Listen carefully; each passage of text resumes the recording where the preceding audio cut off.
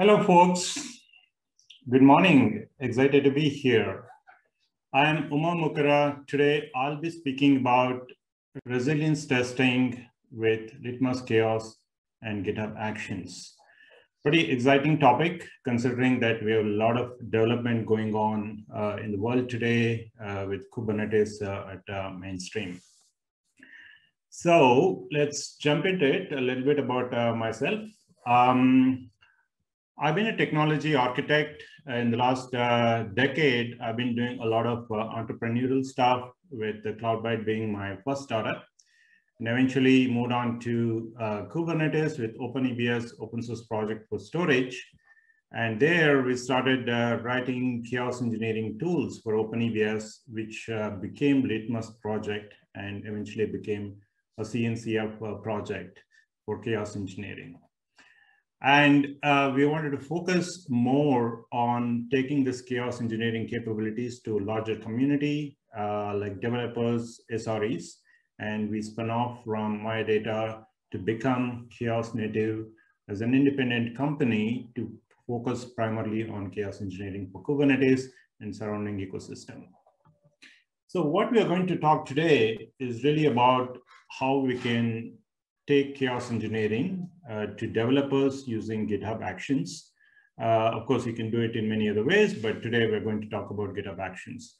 And in that process, we'll touch a little bit about what is chaos engineering, what is cloud native chaos engineering, what is Litmus, and I'll probably show how we've been using GitHub Actions for our own project, which is Litmus, and how you can use Litmus and GitHub Actions together to do some chaos engineering and improve the resilience of your own application or platform. So let's talk a little bit about cloud native developers, right? So we're all now already in the cloud native space, and it's all about microservices, right? So why the developer mindset has to be a little bit different about the cloud native ecosystem, the development of application in such a system. Right. The first primary difference is, as a developer, you are expected to ship things faster, right? And that's the whole hype about microservices, the reason why Kubernetes and containers are so famous now, right? And they are also coming much faster to you. Your development environment is also changing, right? And the pipelines are large, complex, and they're expected to do a lot more job than what they used to do earlier, right? And as developers, your ecosystem is changing a lot underneath, in which you're developing, which you're testing, and that is expected to be very sturdy. Otherwise, you're really slowing down your ecosystem. All right. So I want to be able to depend on my tests, and I want to be able to depend on the underlying stack as well, right? So what is chaos engineering for developers, right? So just to summarize, you've been developing your application with your CI pipelines, and you used to test them. But now you also have a continuous verification of your underlying infrastructure, as well as your underlying microservices that you run your pipeline on. So that's really chaos engineering for developers really mean. It's adding chaos engineering to your CI pipelines, right? So what is chaos engineering? We all know that it's all about reducing downtimes, because they're very expensive. You move your testing onto the right side of your DevOps loop. Don't wait, keep testing, right? And usually it's been an afterthought process. You burn something, an expensive outcome will come. And as a result, you are expected to fix it. And the RCA is practice chaos engineering, right? So it's been a mostly traditional one. Not many tools have been there in a way that you can automate them at high scale. And generally, it's a reactive stuff. You've not been seeing chaos engineering as part of CI/CD so far that aggressively, except that last a year or so, with so much of stuff happening around CI/CD, faster stuff happening in the left shift mode of operations, you're seeing chaos engineering as a way to do it. And this is really propelled by the adoption of Kubernetes. As you see, Kubernetes is moving mainstream.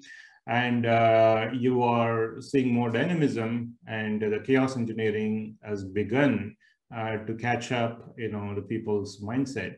And we believe that, it's already on the path to mainstream adoption, as you would have seen many people talking about how chaos engineering is going to play a main role in this year and probably next year and years to come in that.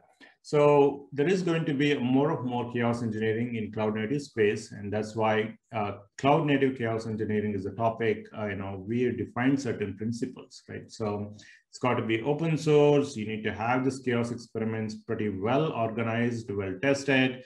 It has to have operators with open API and lifecycle management. It has to scale well, and probably GitOps is the right answer to manage chaos engineering. And then when you introduce certain issues or bugs, you find them using fault injection, you need to debug them. So observability is a very key factor. So when you do chaos engineering in this way, you can call that as cloud native chaos engineering. These are the principles that we defined a couple of years ago before we started the journey of chaos engineering. And Litmus, the project, which is now a CNCF project, is really based on these principles, right? So it is open source, and it is having a chaos hub, and a lot of operator work has gone in, and GitOps and open observability are just around the corner with Litmus. All right.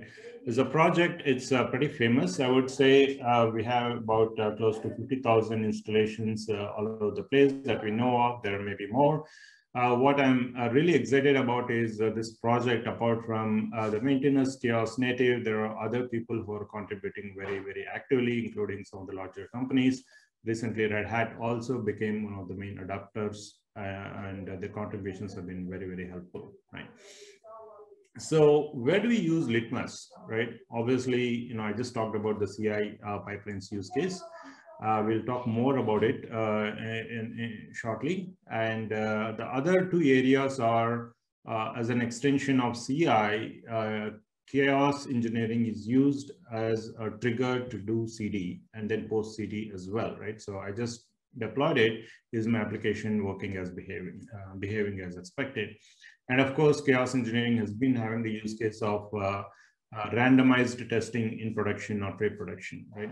So overall, Litmus is a cross-cloud multi-tenant platform. You will be able to see these three use cases used properly.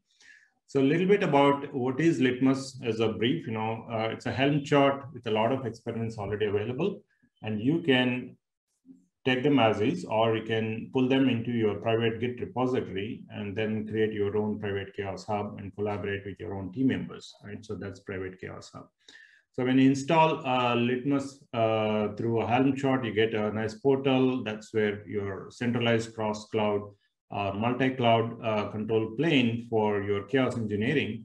And then once you set that up, you can run chaos workflows anywhere, any Kubernetes or non-Kubernetes. You can run them on cloud platforms, VMs, bare metals, and you can store all this configuration in Git centralized so that you can automate them. You can put some, RBAC rules around it, manage the versioning of them. And this works very well with any other GitOps platforms, such as Argo CD or Flux CD.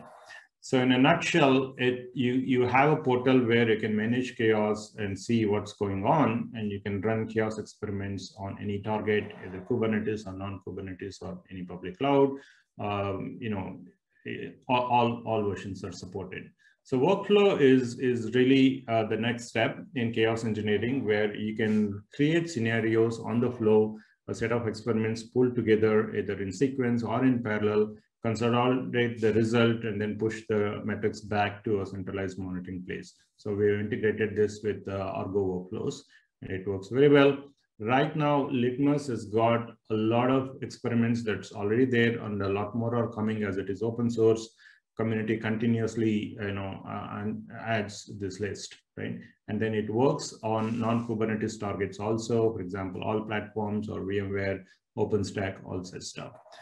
So coming back to how you can use the main use case that we're talking about today, how can you use chaos in CI pipelines? And more more interestingly, how you can use it in GitHub Actions, right? So what we have done is we have developed a CI library on top of Litmus, which you can actually use as a chaos stage. All you just need to do is, you implement a chaos action that calls this library function, and then the entire Litmus experiment just gets executed automatically. So it's as simple as just calling this API, and then you're good. So the same infrastructure can be used or is being used with other pipelines too, Spinnaker or Captain or GitLab. So let's go ahead and actually show chaos actions in reality, right? So how we've been using.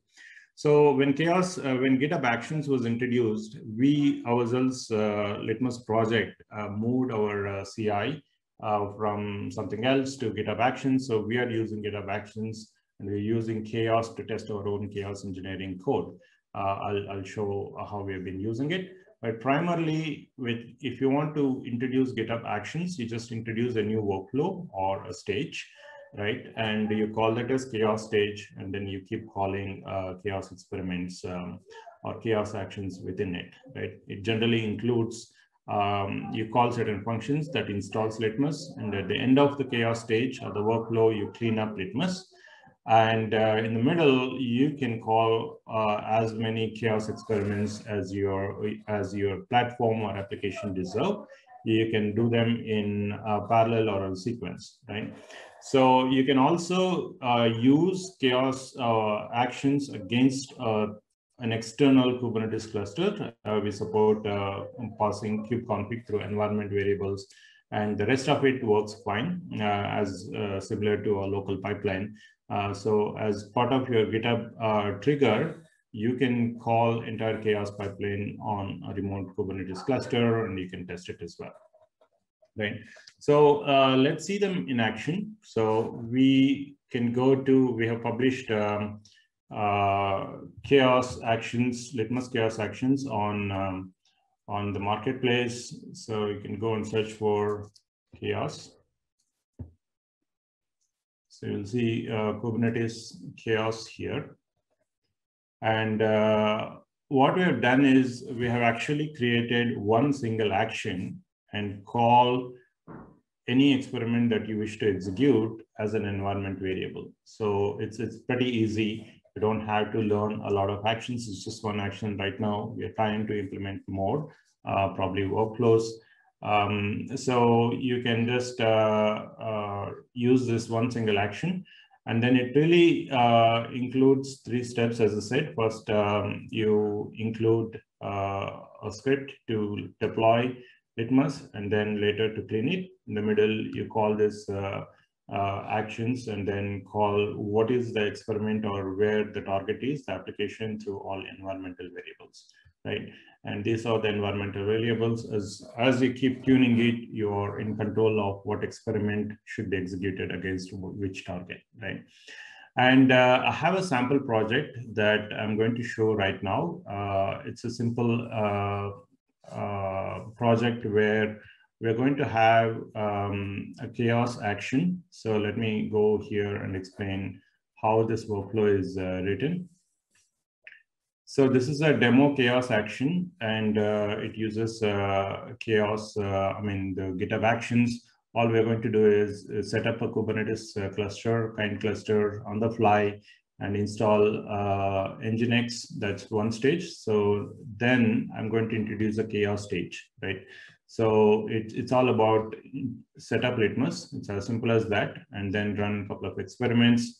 I'm just calling this actions, chaos actions, with this environment variables. You can see chaos experiment is pod delete, and the same action I call again with a different experiment, right? And you're all set. And then of course, I'm going to delete Litmus, uninstall Litmus at the end of it. So you go and see this in action. Let me just go run it, just for the sake of it. And while it gets launched, it might take a minute. I can go and see, show you how this was done earlier, right? So it's really about setting up Litmus and running a couple of experiments and installing it. The rest of it is your own action pipeline. right? So if you go and see this pod delete experiment, all you called is just one line, but we do the heavy lifting underneath, and the developer should not be worried about what goes on underneath, but you can generally go and see what goes on and what the results. Of course, you can integrate this with a lot of monitoring tools, which I'm not talking about it, but what it really is a simple way to execute chaos into your pipelines, right? And this is our repository where we've been using GitHub Actions as a way of testing our own merged code. And as you can see that we got build and we got your E2E pipelines, and that's where we are running our own chaos actions, right? So let's go and see one run pipeline. So you will see some lot of generic tests. This generic tests are set up Litmus, and for every code merge that we do, we go and test if our own experiments are working or not. So if you're looking at how to execute a particular experiment, you can go to our own pipelines and see how we are using chaos actions and GitHub. Chaos experiments and GitHub Actions, you can just take that as an example and then do them. So with that, I think, I would like to take some questions if there are any, right? So in summary, it's really a very, very straightforward way of using GitHub Actions and LitmusChaos. We try to make it as simple as possible.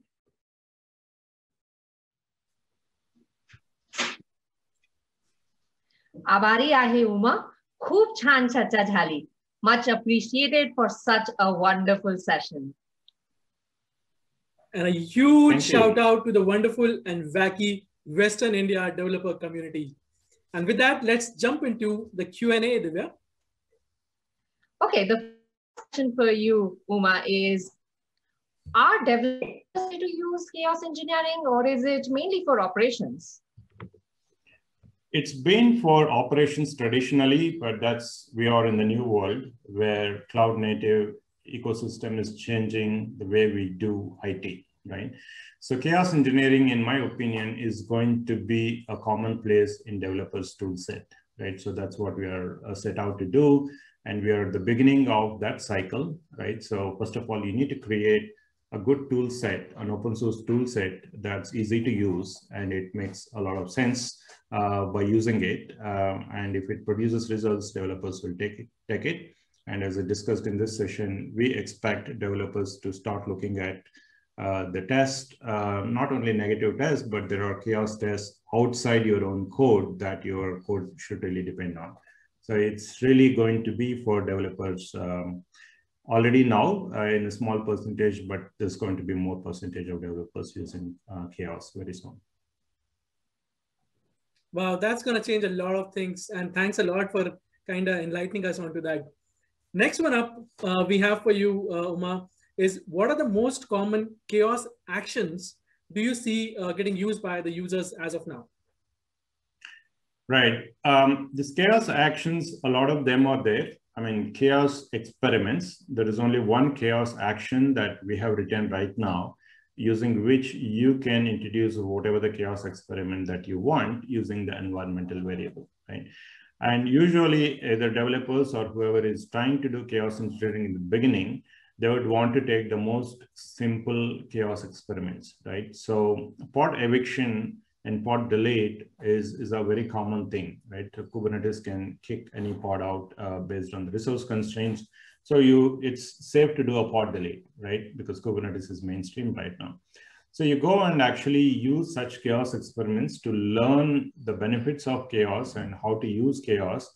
And generally people use pod delete, CPU hog, memory hog, because these are less intrusive, and you learn. But generally what we also see is people go all the way to the extent of breaking some infrastructure. For example, a disk fail, right? Or disk delete, or network loss, network delay, all this kind of a thing. One of the other common things that we have seen is what happens if my Kubernetes itself gets stuck, right? So how do I simulate the scenario of something wrong going in the Kubernetes itself, and you take a kubelet out, right? So we have a kubelet kill experiment. That's where people find, oh, okay, so it's pretty easy to test my code. When Kubernetes is under trouble, you just call a chaos action with kubelet down, and within minutes, you'll be able to actually test whether your code is able to sustain, your service is able to sustain or not. Yeah. That's insightful. Thank you so much. What more can we expect in the future with GitHub Actions from Chaos perspective? Right. Our first goal is really, because we like GitHub Actions, because we are on GitHub, right? So we've been using other CI platforms, and let's actually move on to GitHub Actions. So we wrote what we needed to begin with. And recently, we have added a lot of capabilities into Chaos tool, Litmus, to make it useful for enterprise users who use large deployments and all.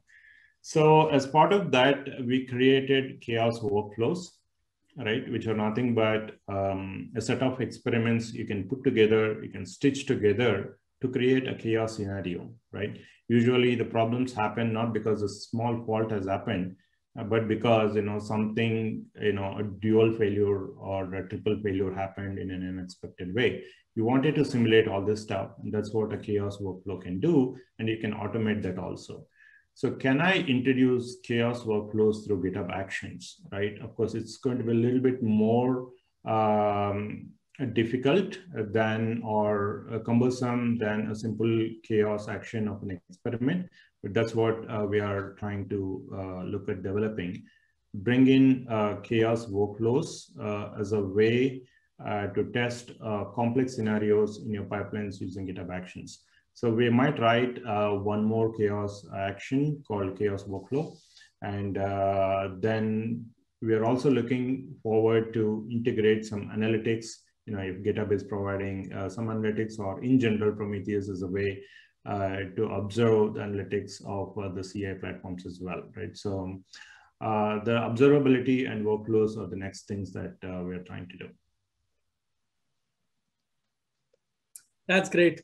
And we will just take one more before we let you go to GitHub discussions. And this is again a question which everybody got asked. What is your favorite GitHub feature that you use the most, Uma? I know a lot of people would like to say, the latest feature. I'm pretty excited. Of course, GitHub Actions, we like them. But, as an open source maintainer, I want my community to be working very well on GitHub, right? So the age-old feature, GitHub issues, right?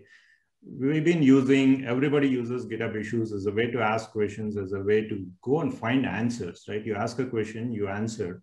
And then a year down the line, somebody faces the same question, they're all Google indexed, and you search on Google, it takes you to a GitHub issue thread, right? So I don't know, it's a simple feature, no complexity, but in terms of the productivity that we get out of GitHub issues, the entire community gets, is really awesome. Oh yes, the collaboration it enhances is really, really awesome. Thank you for calling that out, Uma, and thank you again for joining us. Folks, remember to connect with Uma on discussions and take the chaos engineering discussion forward. Thank you again, Uma, for joining. Thank you for inviting me. Great to be here. Nice talking to you guys. Bye.